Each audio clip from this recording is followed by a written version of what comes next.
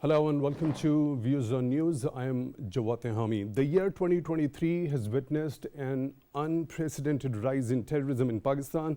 Now, the statistics have been released by two think tanks, which include the Center for Research and Security Studies and Pakistan Institute for Conflict and Security Studies.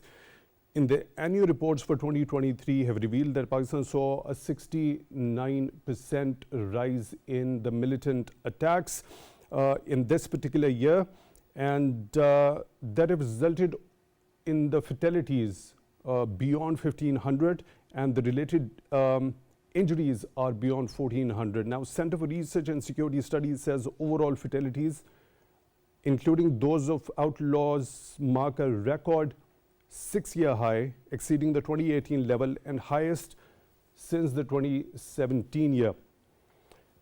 Likewise, Pakistan Institute for Conflict and Security Studies says the average militant attacks per month rose from 32 in 2022 to 53 attacks per month in 2023, which is the highest monthly average in any year after 2015. Now, Khyber Pakhtunkhwa and Balochistan were the primary centers of violence, accounting for 90% of all the fatalities, and 84% of the attacks also took place in these two particular provinces.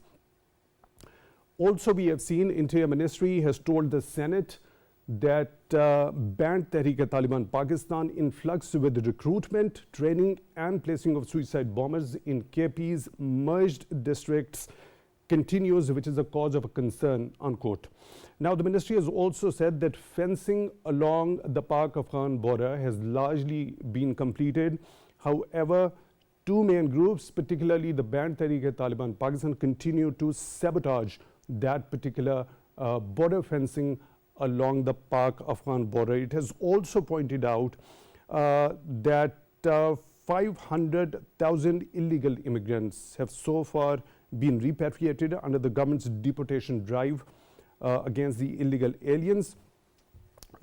These statistics, which have been shared by these two think tanks, an unprecedented rise in the terrorist attacks here in Pakistan, especially after the Kabul takeover by the Afghan Taliban post international troops withdrawal. We'll be taking analysts' view as to what is the connection between them, especially after the Pakistani authorities had been repeatedly asking the Afghan authorities to fulfill the international commitment as per the Doha peace deal that they won't allow their soil to be used against any other country or let it be the safe haven of any militant or terrorist outfit that could operate from the Afghanistan soil. Also, as per some media reports, Afghan Taliban spokesperson Zabiullah Mujahid has ruled out any resumption of reconciliation process in the country. Will also be taking this particular thing up for discussion. Isn't it violation, another blatant violation of the Doha Peace Accord as well? To have an understanding on all these aspects, we are honored to have been joined on Skype. Brigadier retired Syed Nazir is senior analyst. Brigadier Nazir, thank you very much for your time, for being with us on Views on News tonight. We really appreciate that. Now, these statistics which have been shared by these two think tanks actually tell us that there's been an unprecedented rise in militant attacks, particularly the year 2023. What does that basically depict, this high number of terrorist attacks here in Pakistan resulting into such a high number of fatalities? Has the de facto authority placed over there in Afghanistan completely failed to fulfill their international obligation and the commitment they made in the Doha peace deal of not letting their soil to be used for any terror activity? Thank you indeed, and my regards to all the viewers.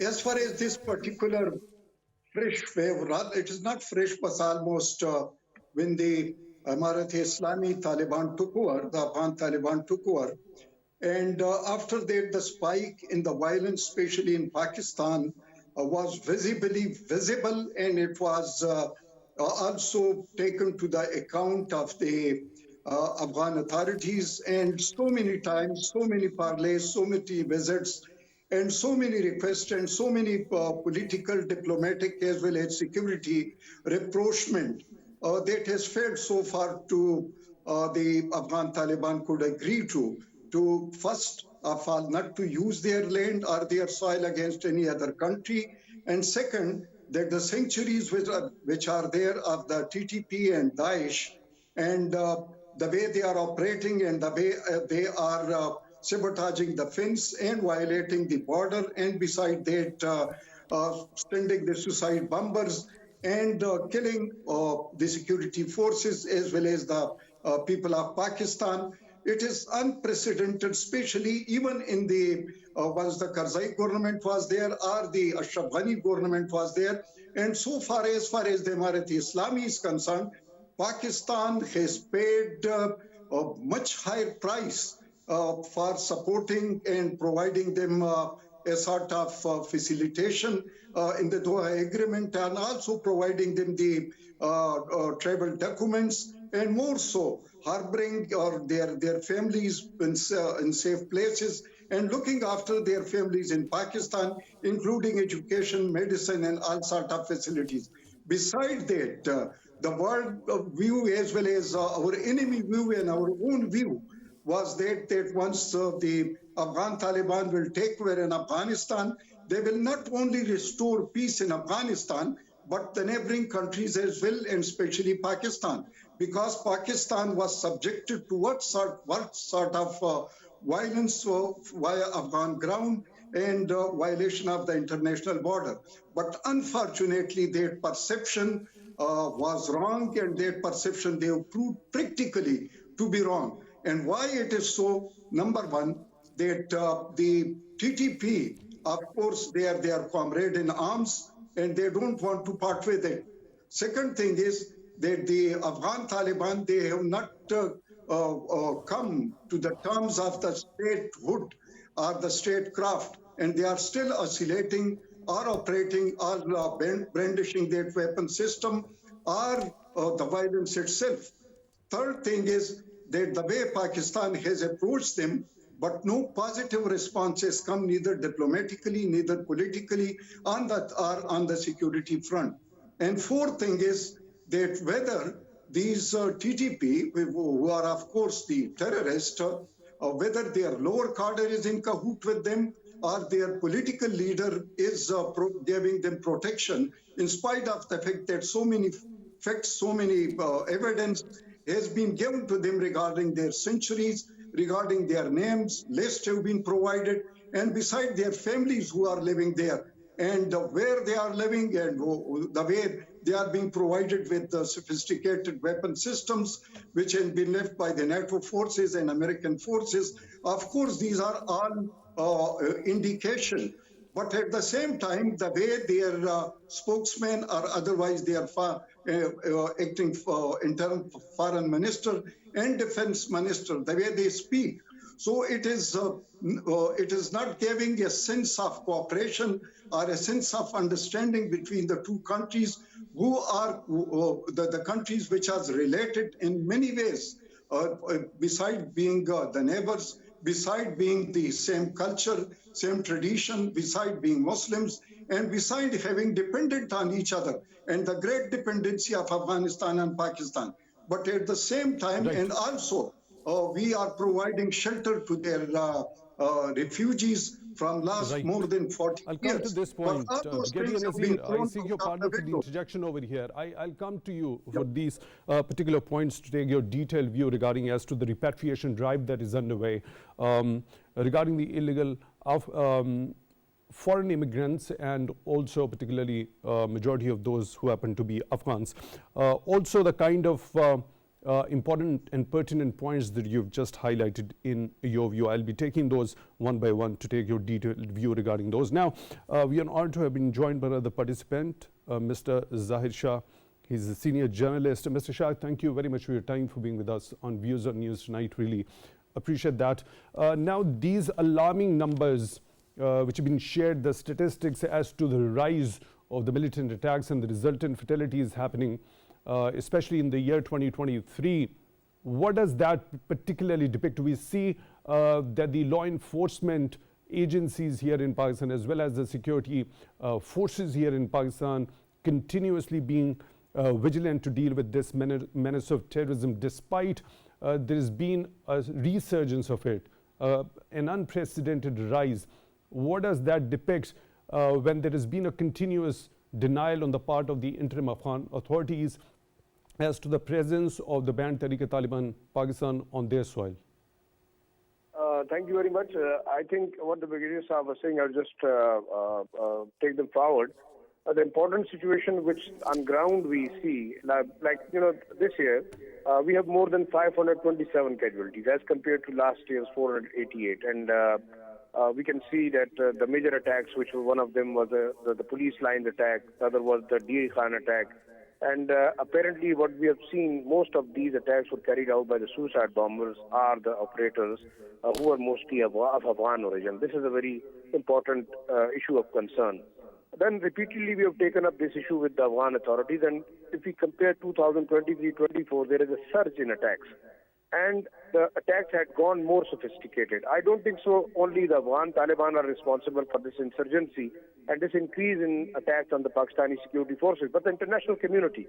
I think the leftover more than $10.5 billion of those weapons and ammunition which had been left intentionally, rather we can say it intentionally, because we can objectively see that most of those weapons were rather handed over to the warlord instead of the Afghan or the Kabul government when the coalition troops are leaving out. And I think the Brigadier Sahab would also agree with me that still these weapons are mostly with those warlords or those warring factions or those groups which are involved in the militant activities, and TTP is one of them.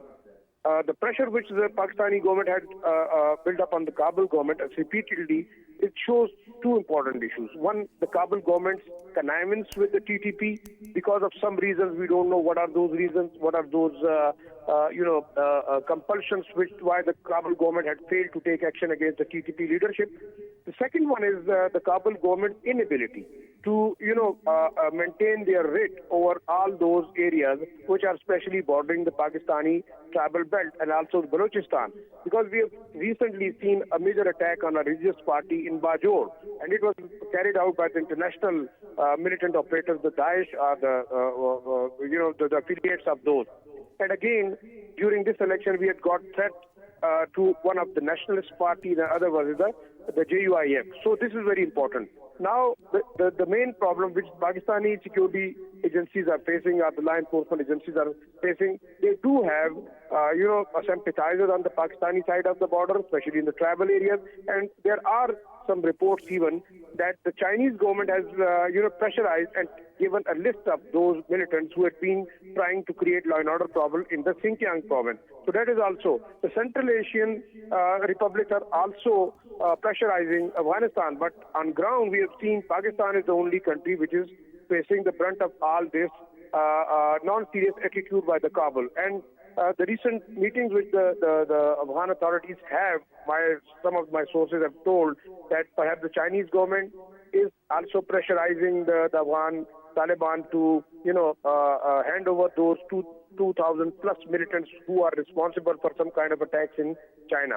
So this is also a kind of thing which is happening inside Afghanistan. But the problem with Pakistani tribal areas, yes, but we can say they are crossing over the borders, they have sympathizers there, they have supporters on both sides of the border, but we have to take action. But as far as the Pakistani authorities are concerned, we have sacrificed again more than 572 people this year, again in 2024, comparatively 100 more sacrifices with the Pakistani law enforcement agencies and the police had offered along with civilians.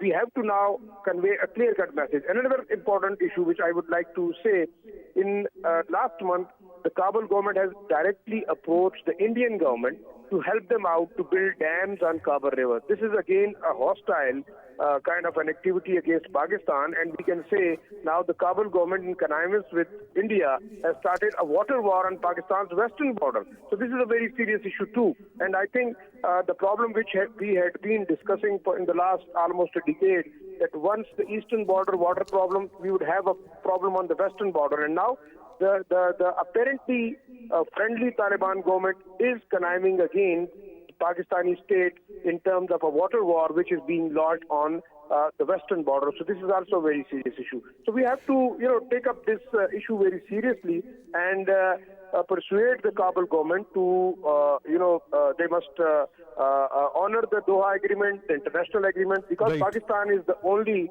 gateway from where Kabul could have access to the diplomatic front on the international level if they wanted to legitimize and get an ambassador kind of an access or some kind of,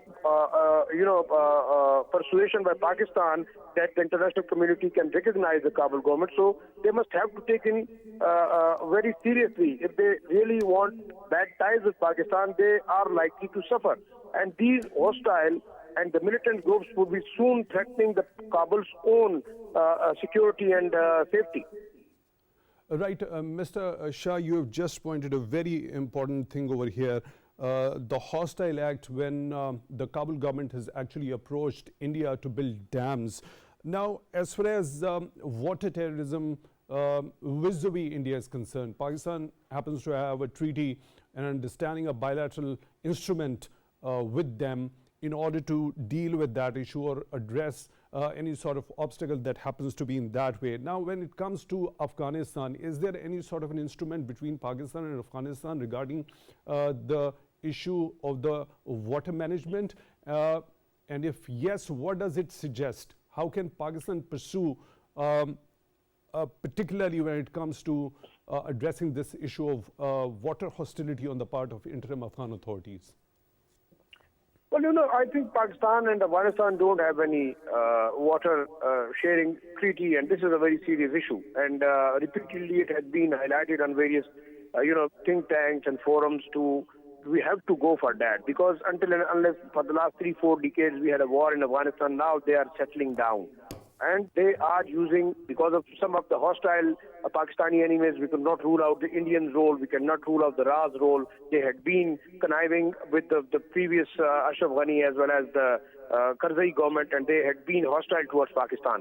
But that was an act of active terrorism which was destabilizing Pakistan's tribal areas. But now the mechanism which they are going for, this large-term water war, on eastern border, India has played a very important role, and they had cut down Pakistani water. They had been using the water as a war. Now, on the western border, if 17 or 18 dams are built on Kabul River, it would be, really turn the northern as well as the central part of the Khyber Pakhtunkhwa totally barren, because they are dependent on Kabul River.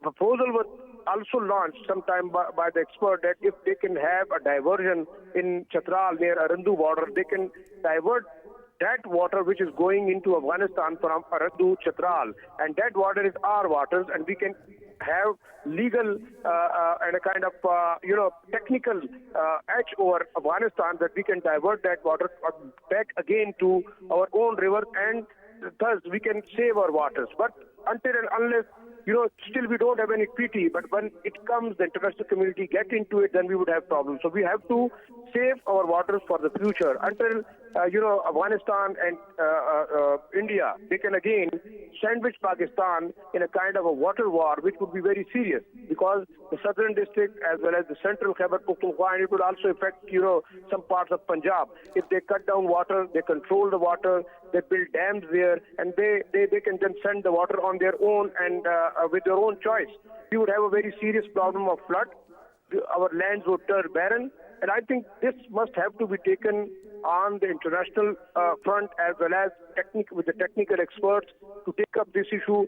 Even if you want to go for some kind of a western border treaty with Afghanistan, it should have been, done much earlier.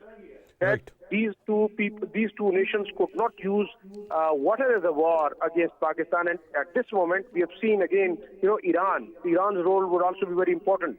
We have already lost billions of dollars of Afghan transit trade to Iran because of some technical problems, because of some logistic problems. Now, most of the Afghan transit trade is going through Iranian border. So this is very serious also. So all of these issues, not only the internal, but the external issues with Afghanistan, those have Right. to be settled. There's how to be taken care of if we really wanted to have a cordial relation with our Afghan neighbors.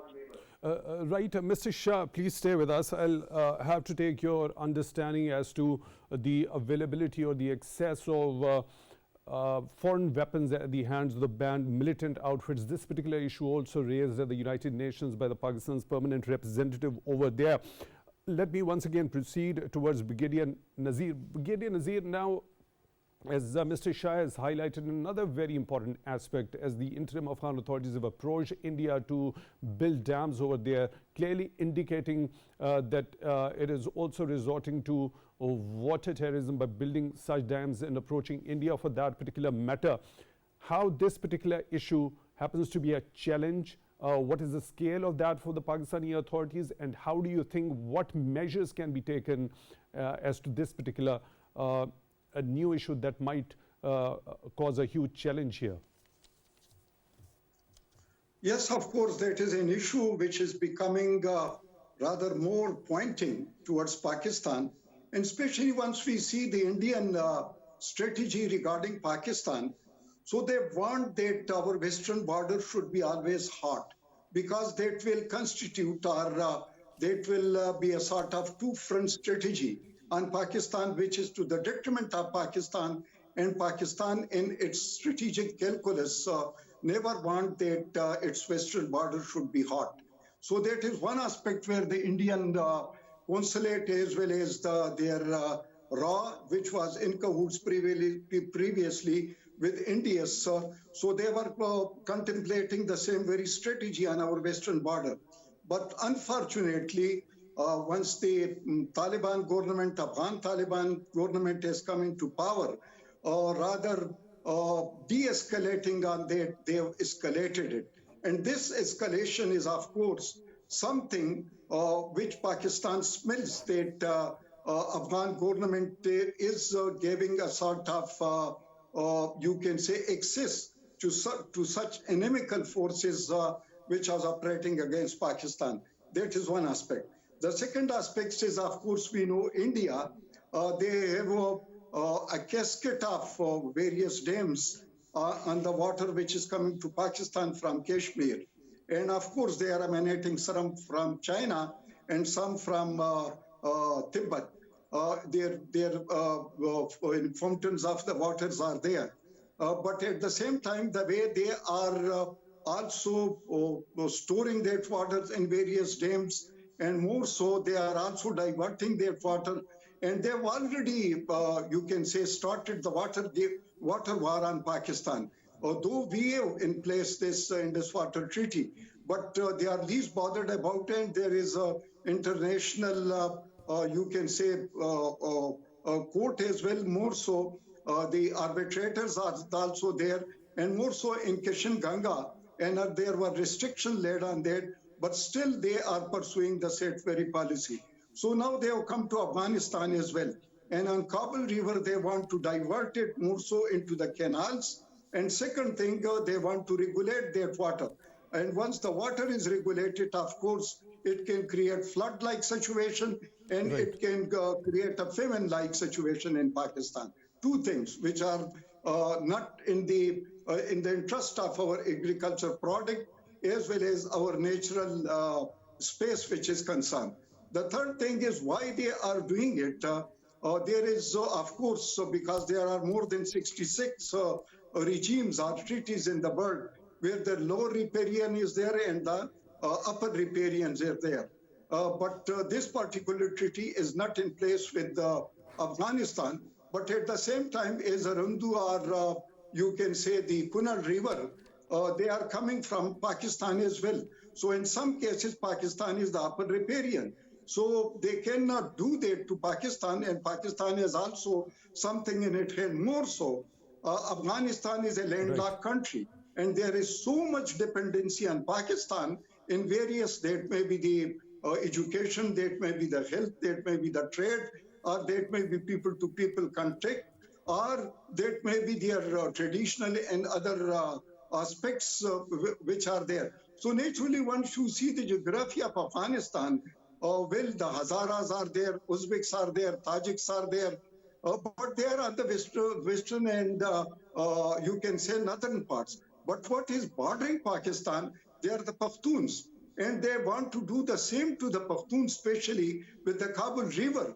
So their narrative for Pashtunistan are the being the spokesmen of Pashtuns, that will be in the air, in the dissolved in the thin air. One thing. Second thing is, number one, they have got the weather will.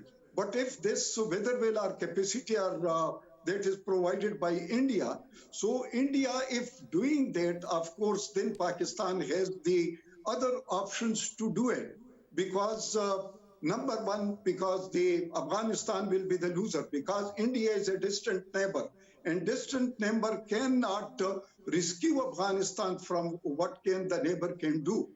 This fact must be realized, and Right. I suppose if they don't, the Afghan government, probably they will later realize that they have done a mistake, rather a Right. blunder, if they do Right. it. As far as Right. the Iran is Brigadier Nazir, concerned, your they are point is afraid to surrender. well taken. I got your point very elaborately. You've just given as how to address with this particular challenge that might cause huge concern for Pakistan as far as water hostility on the part of interim Afghan authorities is concerned. I'll come back to you. Now, we are honored to have been joined by another participant, Mr. Humayoun Khan, senior analyst and anchor person. Mr. Khan, thank you very much for your time, for being with us on the show tonight. Really appreciate that.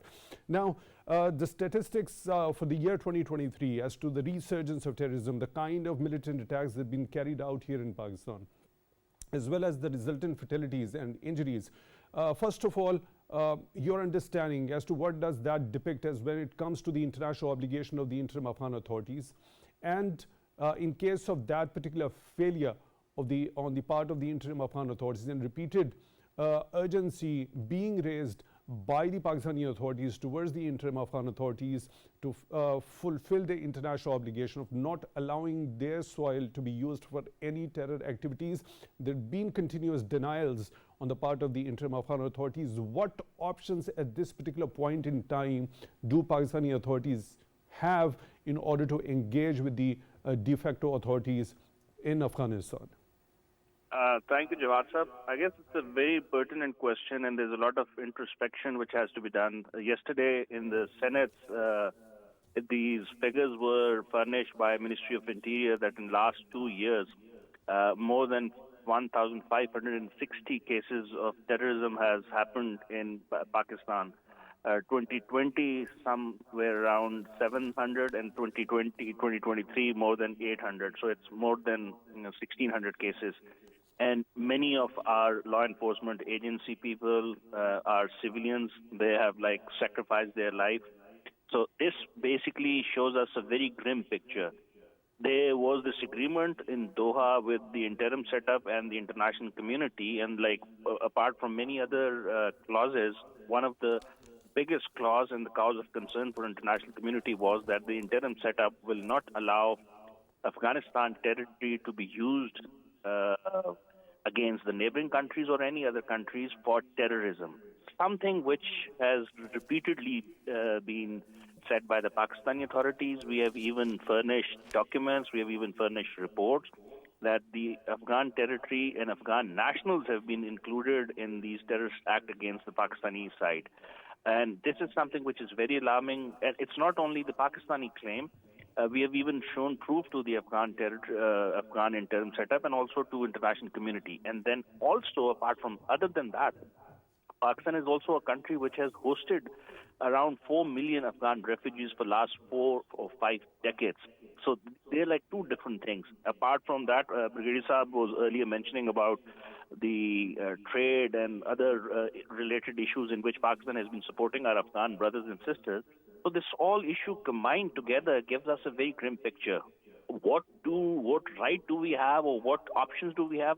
Our government is continuously in touch with the Afghan authorities. Our government is continuously in touch with the United Nations. Our government is continuously in touch with the mechanism which is in place in Doha, the mechanism which is in place in tripartite, Afghanistan, China and Pakistan, Moscow format, Turkey's initiative, in which we have been requesting our Afghanistan interim authorities that, you have to take your actions. You have to put your house in order. You have to do things.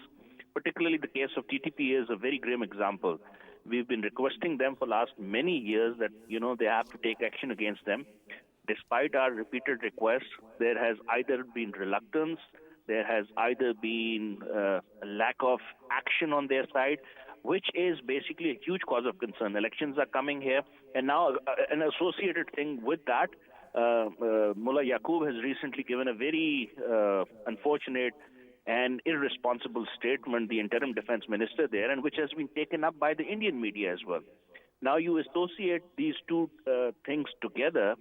There is elections happening in India in May and April, and they are using these false flag operation, this narrative of terrorism from there, and they are using this statement from a very responsible minister, but a very irresponsible statement. So all these things make Pakistan's case very serious, and we have repeatedly been asking the Afghan authorities, international community, and I think we do reserve the right to take any. Right, Mr. Khan, your point is well taken. As you mentioned, this is really a grim situation as far as the expectations from the interim Afghan authorities and their continuous reluctance and, in fact, the blatant denial of any presence of banned Tehrik-e-Taliban Pakistan over there on their soil. When it comes to the Interior Ministry telling the Senate, now Pakistan, when it comes to the responsibility of Pakistan dealing with this particular menace, Pakistan has done some homework also as far as the security agency, law enforcement agencies are concerned. They are continuously being vigilant in carrying out the IBOs as well as the operations to eliminate any sort of elements which are here. Now, when we talk about this particular briefing that has been given by Interior Ministry to the Senate, it says that there is a continuous influx of TTP members in significant numbers with the recruitment, training and placing of suicide bombers in Khyber Pakhtunkhwa's merged districts. That happens to be, of course, a cause of concern. Now, Pakistan had carried out a gigantic exercise of building the border fence along the Pak-Afghan border, which again the Interior Ministry says that two groups, particularly the TTP, continues to sabotage it. Now, what can Pakistan do from this particular moment onwards? Despite the gigantic exercise carried out, despite the repeated calls and goodwill gestures towards the interim Afghan authorities of making them understand and realize that they have got the responsibility to fulfill, what else Pakistan should be doing from here onwards? I think, being a very responsible country, we are repeatedly exercising restraint. We have been raising our case diplomatically. We are raising our case politically. There's a back channel effort which has been going on throughout these last few months, where we have been requesting and compelling our Afghanistan counterparts, the interim setup there, to take action. I think, in my opinion, I think we will continue to do that. We have given stern warnings. We have made our border more secure in terms of being more vigilant there. We have a lot of, in terms of actions that we are taking, that we are also asking our international partners, particularly China and United States of America, to put their foot down in terms of efforts or diplomatic maneuvering that they could do.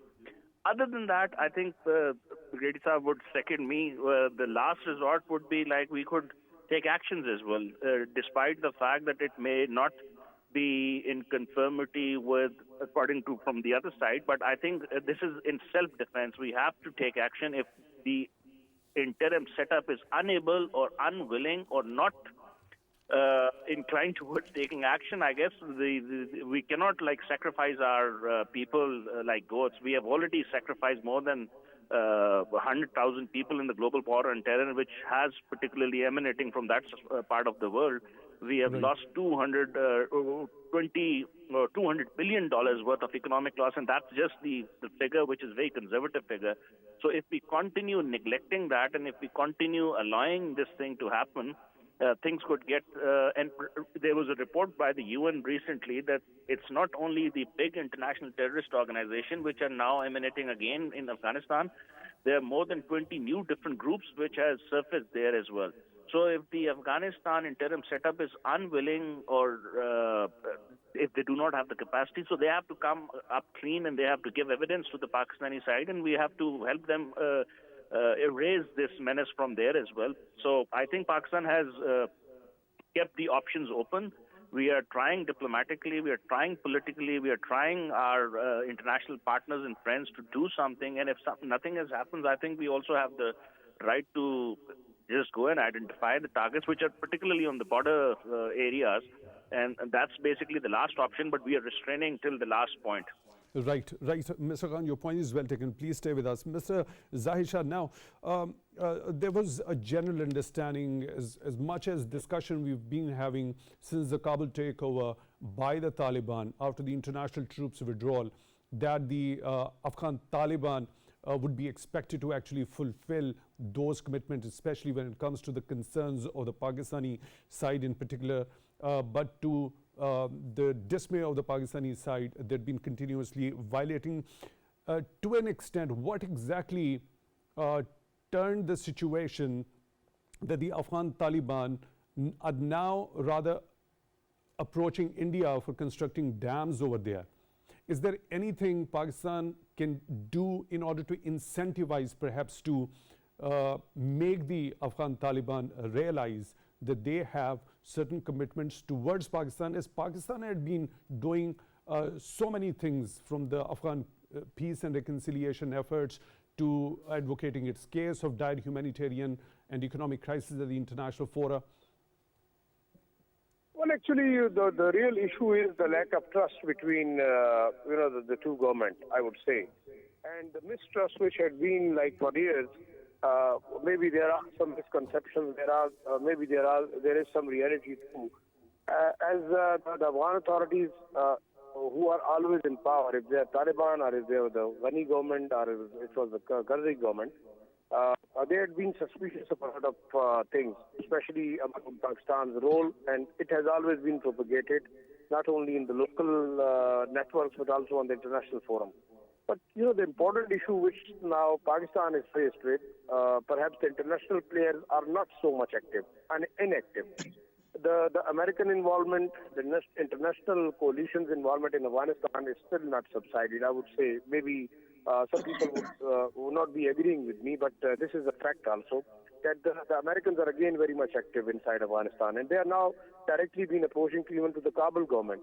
There are reports that perhaps not only the American weapons, but there are reports that some of the hostile militant groups, they are also being trained by proxies or maybe supported by the Western countries for their own sake. And one such important point is the CPAC or the BRI, which the Chinese are introducing here. It can bring a lot of,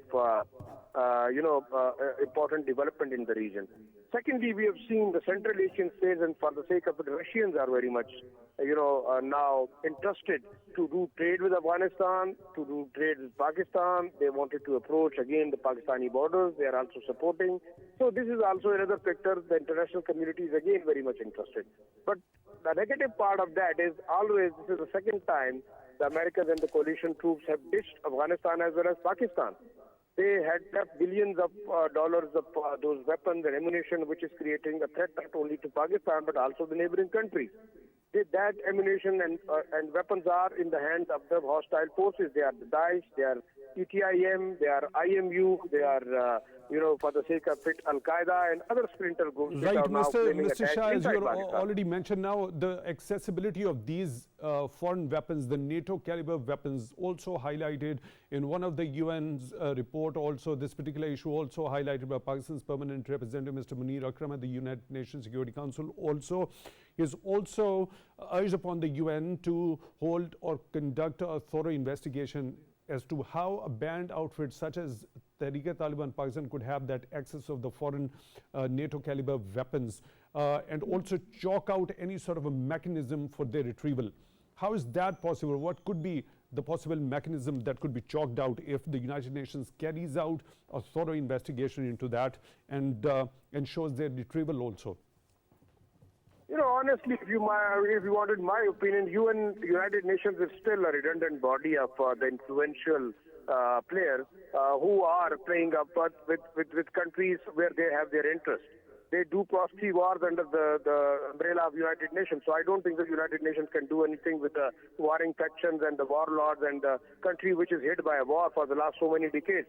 Even they could not go for the redevelopment of that. The Pakistani tribal areas, the Afghan soil, which was rather radicalized under a proper plan by the Nebraska University and the United States think tank, what they have done for the de-radicalization of that region. If you have infused extremist Islam in the Pashtuns youngster, how you are going to, retake it those? You are not going to invest there. Now they're not sending in the money for redevelopment. They're not sending in the money for the rehabilitation and revival of the education system. If you go like 50 years back, how much developed this region was, how much developed Kabul was. This is the war for which we are paying an unpaid price. So again, if the international community really wanted to, root out this menace of terrorism, they have to develop these regions. Not only the Pakistani tribal areas, but as well as the Afghan side of, which is affected by the war, because this is what they have, sown here, and now they have to reap it. But it's not the Pakistan's responsibility, neither it's the Afghan government's responsibility. It's the international community which has backed out, which is responsible for all this mess, which is responsible for the killing of millions of Pashtuns on this side for their own war. Now, if they are again restarting another war, I think this would be really destructive, not only for this region, but for the entire, Central Asian setup as well as from the Southeast Asian setup. And India, Iran, for the sake of the Central Asian state, Russia, if they wanted to, go out of it, they could not. They have to address Afghan and Pakistan's tribal areas problems very seriously.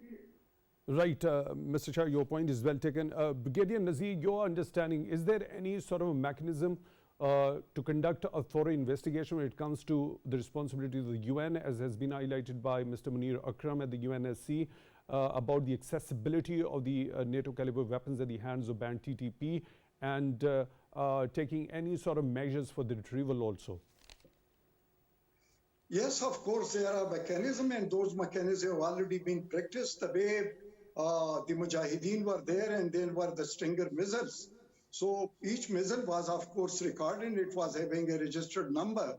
And then American came, and they came with the coffers filled up money or dollars, and they purchased it. And of course, once there is a big purchase, and of course the price is more, so naturally all these warlords and all the people who are holding such sophisticated weapon, they sell it. So there are two options available.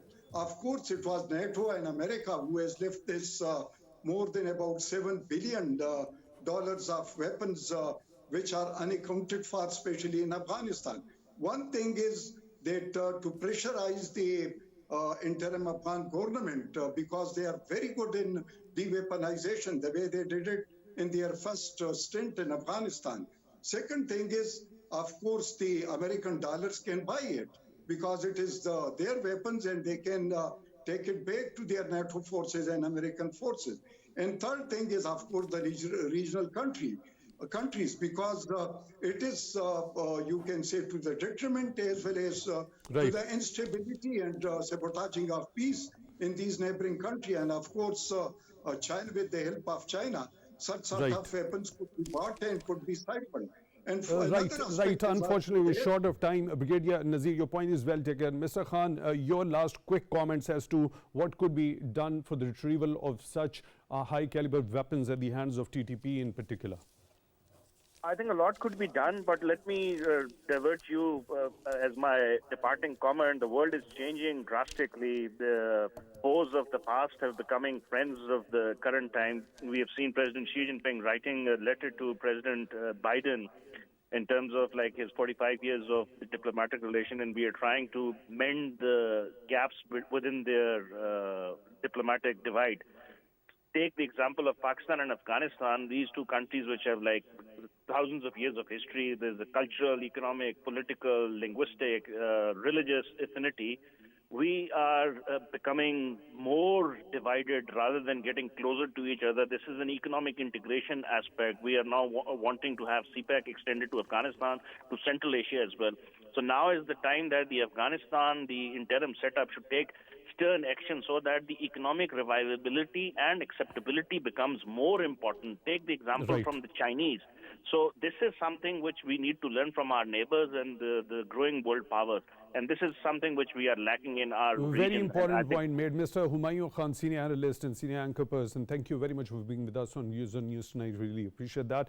Mr. Zahir Shah, senior journalist, joining us on the phone line. Mr. Shah, thank you very much for your time also for being with us on Views on News tonight. Really appreciate that. On Skype, we were joined by Brigadier retired Said Nazir, senior analyst. Brigadier Nazir, thank you very much for taking time out for Views on News tonight. Also, we really appreciate that. It was indeed a very enlightening discussion. On that note, we come to the end of today's episode. Till the next one, take good care of yourselves.